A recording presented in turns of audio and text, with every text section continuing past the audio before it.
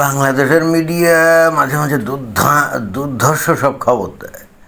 যে সমস্ত খবর শুনলে মনে হয় যে না জানি কি ঘটে গেল, তুল কালাম কাণ্ড হয়ে গেল আর কি। তো খবরটা কি? খবর হচ্ছে এই যে ৭১ টেলিভিশন এরা কি বলছে, এরা বলছে মানে খবর দিয়েছে আর কি, যদিও খবরটা সত্য, এমন না যে খবরটা মিথ্যা। ৩ মার্কিন সেনার মৃত্যু, ট্রাম্পের বিরুদ্ধে ক্ষোভ যুক্তরাষ্ট্রে। হ্যাঁ, ৭১ টেলিভিশন বাংলাদেশের, তোমরা যারা সাংবাদিকতা করো তোমরা তো মানে বিশাল বিশাল চিন্তাবিদ এক একজন, তাই না? তোমাদের খবর টবর যখন দেখি তখন মনে হয় যে তোমাদেরকে কে সৃষ্টি করছে? এই দুনিয়াতে কি তোমাদের মানে সৃষ্টি নাকি বহির্জগৎ থেকে আসছো? এদের চিন্তা চেতনা, কথাবার্তা বা সংবাদ পরিবর্তনের মানে প্রচারের ধরন কিন্তু এরকম। অবশ্য আসলে এদেরকে দোষ দেওয়া যায় না, কারণ এরা তো আসলে পপুলিস্ট খবর দেয়, তাই না? খবর সঠিক হোক বেঠিক হোক, যদি সঠিক হয় তাহলে তো ভালো, সেটাকে এমন ফুলায় ফাঁপায় বলবে যে না জানি সেটা কী বিশাল একটা ব্যাপার। আর যদি আবার অনেক ক্ষেত্রে ওই মিথ্যা অনুমান নির্ভর খবর দেয়, এবং সেগুলো বস্তুত ওই বাংলাদেশের তৌহিদি জনতার মনকে সন্তুষ্ট করার জন্য, মনোরঞ্জন করার জন্য, যাকে আমরা সাদা বাংলায় বলি যে পপুলিস্ট খবর, তাই না? তবে খবরটা কিন্তু মিথ্যা না। এখানে যে মিলিটারি শেষ, মানে ইউএস মিলিটারি শেষ, 3 US troops killed and 5 others seriously wounded during Iran attacks। এবং এই খবরটা আমি দেখলাম ওই যে ফক্স টেলিভিশন না কোথায়, সেখানে দেখলাম যে ডোনাল্ড ট্রাম্পও কিন্তু এটা স্বীকার করছে যে আমাদের 3 জন বীর সেনা মারা গেছে, 5 জন আহত, এরকম। কিন্তু এই জন্যে এই বাংলাদেশের যে মিডিয়া তারা খবর দিচ্ছে কি, ট্রাম্পের বিরুদ্ধে ভয়ঙ্কর রকম ক্ষোভ শুরু হয়েছে, আমেরিকার লাখো লাখো জনগণ ফুঁসে উঠছে, তারা রাস্তায় নেমে এখন ডোনাল্ড ট্রাম্পকে ক্ষমতা থেকে হটিয়ে দিবে, এরকম। ওই যে বাংলাদেশে যেমন শেখ হাসিনার এগেনস্টে হাজার হাজার লোক রাস্তায় নামছিল না, ওরকম। এবং এদের খবরের ভাবটা হলো এরকম যে এই যে জনগণ ফুসে উঠছে, হাজারে হাজারে, কাতারে কাতারে, লাখে লাখে আমেরিকার রাস্তায় যে লোক নেমে আসছে, এখন ডোনাল্ড ট্রাম্প মনে তাড়াতাড়ি এখান থেকে ভাগবে। ওই শেখ হাসিনা যেমন হেলিকপ্টারে পালায় গেছিলো না, অনেকটা সেই কিসিম, তাই না? কথাগুলো কী কারণে বললাম, মানে এইগুলোর মতো হাস্যকর খবর আর হতে পারে? তবে ওই যে হ্যাঁ, তৌহিদি জনতাকে খুশি করার জন্যই আসলে এই খবরগুলো দেয়। এদের কাণ্ডজ্ঞান এতটাই কম, আমি জানি না কীভাবে এত কাণ্ডজ্ঞান কম হয়। যে কোনো দেশের মিলিটারি আছে, তাই না? যে কোনো দেশের মিলিটারি আছে, বিমান বাহিনী আছে, নৌবাহিনী আছে, এগুলো তো আছে, দেশ রক্ষার জন্য এগুলো তো লাগে। তো যখন এখানে সৈন্যদের রিক্রুট করা হয়, তো তাদেরকে তো বসিয়ে বসিয়ে খাওয়ানোর জন্যে আর বেতন দেওয়ার জন্য তো রিক্রুট করা হয় না, তাই না? তাদেরকে যুদ্ধ করার জন্য রিক্রুট করা হয়, এবং সেখানে তাদের প্রতিজ্ঞা করতে হয় দেশ রক্ষার জন্য তারা দরকারে জীবন দিবে, এরকম। তো মিলিটারিরা কোথাও কোনো যুদ্ধ যদি করতে যায়, তাহলে সেখানে ক্যাজুয়ালিটি তো হবে। কি ক্যাজুয়ালিটি হবে না?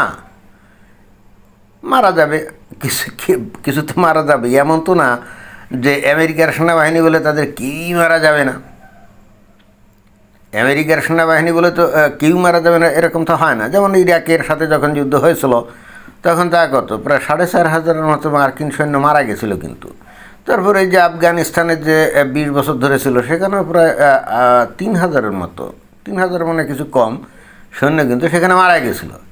তো এখানে যারা নাকি সেনাবাহিনীতে ঢোকে, তারা তো নিজেরা জানে যে তারা যুদ্ধ করতে হবে, এবং তাতে করে তারা মারাও যেতে পারে, এবং এগুলো জেনে শুনে বুঝে মুসলেকা দিয়ে, বন্ড দিয়ে তারপরে সেনাবাহিনীতে ঢোকে, তাই না? যেমন বাংলাদেশের সেনাবাহিনী, তো এই বাংলাদেশের সেনাবাহিনীর সদস্যরা এরা জানে না যে সেনাবাহিনীতে যখন যোগ দিচ্ছে, ট্রেনিং নিয়ে যখন ফাইনালি সেনাবাহিনীতে আত্মীকরণ হয়, তখন তাদের বন্ড দিতে হয় না, তখন তাদের মুসলেকা দিতে হয় না, তাদের শপথ নিতে হয় না যে দেশ ও জাতির স্বাধীনতা সার্বভৌমত্ব রক্ষার জন্যে দরকারে নিজেকে আত্মোৎসর্গ করব, এ ধরনের কথাবার্তা তো বলা হয়, তাই না? এবং বাংলাদেশ যদি কোনো দেশের সাথে যুদ্ধ করে, ধরুন মায়ানমার বা ভারতের সাথে কোনো কায়দায় যুদ্ধ লেগেই গেল, তো এখানে কি বাংলাদেশের সৈন্যরা যেমন মারা যাবে, ভারতের সৈন্যও তো মারা যাবে, তাই না?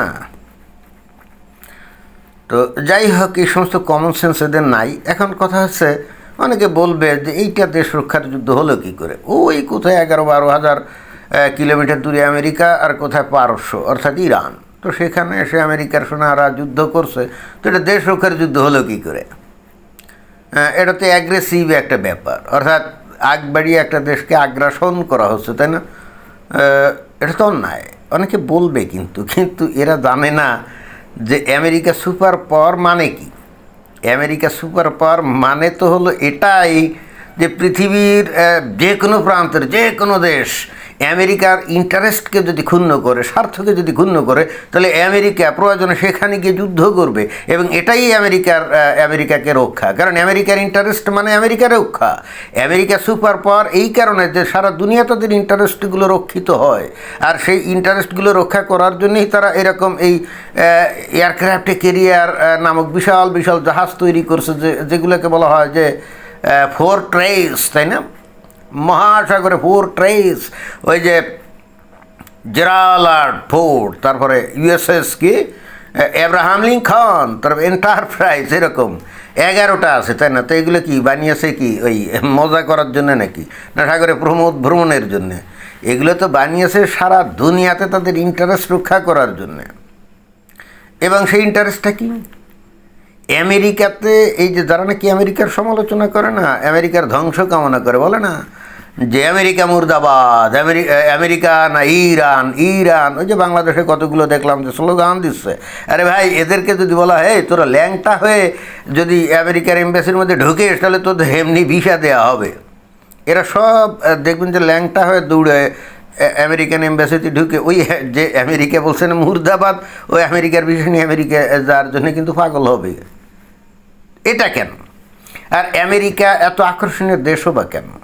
অনেকে হয়তো বলতে পারেন যে আমি কি আমেরিকা দালাল নাকি? আরে ভাই, এটা বিষয় যেটা রিয়ালিটি আমি সেটা বলতেছি, এটা দালালের বিষয় না তো ভাই। একটা সত্য কথা বললে যদি আপনারা বলেন আমি কমকে দালাল নাকি, ভাই এগুলোকে আমি কেয়ার করি না, আমি বললেই কি আর না বললেই কি।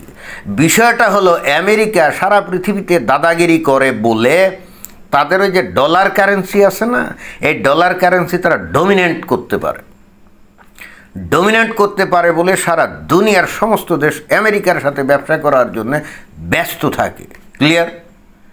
সারা দুনিয়া আমেরিকার সাথে ব্যবসা মানে কি? মানে হচ্ছে যেমন ধরেন যে বাংলাদেশে আমরা যে মনে করেন বড় বড় চিংড়ি মাছ যেগুলো আছে উৎপাদন করে না, তো ভাই আমরা বাংলাদেশের মানুষ যারা আছি আমরা তো এগুলো ঠিকমতো খাইতে পারি না, এগুলো আমেরিকারে খাইতে দিই। কেন? কারণ ওদের ডলার লাগবে আমাদের, তাই না? আমেরিকা সুপার পাওয়ার হয়েছে, এই বিশাল বিশাল নৌবাহিনী গঠন করছে, এই বিমান বাহিনী গঠন করছে। পৃথিবীর যে কোনো জায়গায় যে কোনো দেশ যদি আমেরিকার ইন্টারেস্টকে চ্যালেঞ্জ করে, তাহলে সেখানে তারা যে যুদ্ধ করবে, এবং এটা কিন্তু তাদের দেশের জন্যই যুদ্ধ। এটা কিন্তু অনেকে হলে বুঝে কি বুঝে না আমি জানি না। যেমন ধরেন যে আজকে ইরান যদি এই জায়গায় জিতে যায়, এবং ইরান যদি মনে করেন যে আরব দেশগুলোর উপরে ডমিন্যান্ট হয়, তাহলে আমেরিকার অর্থনীতি ধসে পড়বে না? আমেরিকার অর্থনীতি যদি ধসে পড়ে, তাহলে আমেরিকার কি লোকজনের কি চাকরি বাকরি থাকবে না, আয় উপার্জন থাকবে না। অর্থাৎ এখানে ইরানকে দমন করে পরাজিত করার মধ্য দিয়েই কিন্তু আমেরিকার মানুষের স্বার্থ রক্ষিত হয়। আজকে ইরান যদি আরব দেশগুলোর উপর প্রভুত্ব বিস্তার করে, তাহলে এই আরবের দেশগুলো যে বাধ্য ওই যে ডলারে তাদের ওই যে তেল গ্যাস বিক্রি করে, তাই না? এর ফলাফলটা কি? এবং একই সঙ্গে নট অনলি খালি ডলারে তেল গ্যাস বিক্রি করে তা না, এই সমস্ত দেশগুলোতে আমেরিকার বড় বড় কোম্পানিগুলো এসে তেল উৎপাদন করে না, গ্যাস উৎপাদন করে না, তো সেখান থেকে একটা বিশাল পার্সেন্টেজ তারা রয়্যালটি পায় না। কেন পায়? কারণ আমেরিকা এখানে মাতবাড়ি করার সুযোগ পায়। এখন ইরান যদি এখানে প্রভুত্ব বিস্তার করে, তাহলে আমেরিকার এখান থেকে গাট্টি বুকসা গোল করে চলে যাওয়া লাগবে না। তো চলে যদি যায়, এদের আয় উপার্জন হবে না, তাহলে এইটার প্রভাব আমেরিকায় পড়বে না? আমেরিকায় কি কাজকাম কমে যাবে, মানুষের আয় উপার্জন কমে যাবে, সেখানকার লোক গরিব হয়ে যাবে। তার মানে সারা পৃথিবীব্যাপী প্রভুত্ব বিস্তারের মধ্য দিয়েই কিন্তু আমেরিকার স্বার্থ। অতএব ওই কোথাকার কোন জাপান অথবা কোরিয়া অথবা তাইওয়ান অথবা ইরান অথবা আফগানিস্তান অথবা ইরাক বা লিবিয়া, পৃথিবীর যে কোনো দেশ আমেরিকাকে চ্যালেঞ্জ করা মানে হচ্ছে আমেরিকার আমেরিকার জনগণকে চ্যালেঞ্জ করা এবং জনগণের ভাগ্য নিয়ে সিনিমিনি খেলা। হ্যাঁ, আমেরিকার ভাগ্য নিয়ে সিনিমিনি খেলা, বিষয়টা ক্লিয়ার কাট বলতে হবে। অনেকে বলবে ইরানরে দমন করার মধ্যে আমেরিকার লোকজনের লাভ কী? আরে বেটা, ইরানরে দমন না করলে তো এখানে ইরান প্রভুত্ব বিস্তার করবে, তাই আমেরিকার কোম্পানিগুলো এনে লাল বাতি জ্বালাবে, তারপরে এই সমস্ত দেশগুলো আর ডলারে কেনা বেচা করবে না, তো তাতে আমেরিকার অর্থনীতির ক্ষতি না? আমেরিকার অর্থনীতির ক্ষতি হলে তাদের জনগণের আয় উপার্জনের ক্ষতি না? যাই হোক, আসল কথা হচ্ছে এই যে আমেরিকা এই 11-12 হাজার কিলোমিটার দূর থেকে এসে কত কায়দা কানুন করে এই যে ইরানের উপর আক্রমণ করছে, তাই না? কেন? কারণ ইরান সারাক্ষণ আমেরিকার বিরুদ্ধে চ্যালেঞ্জ ছুড়ে দেয়। আমেরিকার যে এলাই আছে যেমন ইসরায়েল, তার বিরুদ্ধে নানা রকম প্রক্সি ওয়ার করে একটা ঝামেলা তৈরি করে, এমনকি গালফ যে কান্ট্রিগুলো আছে তাদের জন্য ঝামেলা তৈরি করে দেয়। তো এখানে এই গালফ কান্ট্রিগুলো আমেরিকার নিয়ন্ত্রণে না থাকলে সেটা তো আমেরিকার অর্থনীতির জন্য বিশাল ক্ষতি। এখন কথা হচ্ছে, তো এই যুদ্ধ যখন করতে আসলোই তখন তাদের 3 জন কেন, এ পর্যন্ত যে 300 জন সৈন্য হারায় নাই, মানে মারা যান, এটাই তো বেশি, তাই না? সেখানে এই ইরানের কারা মারা গেছে? 70 মানুষ মারা গেছে, আর তাদের টপ লেভেলের সব নেতা, সেনাপ্রধান, IRGC প্রধান সব মরে এতক্ষণ বেহেশতে চলে গেছে, নাকি দুদকে গেছে কে জানে।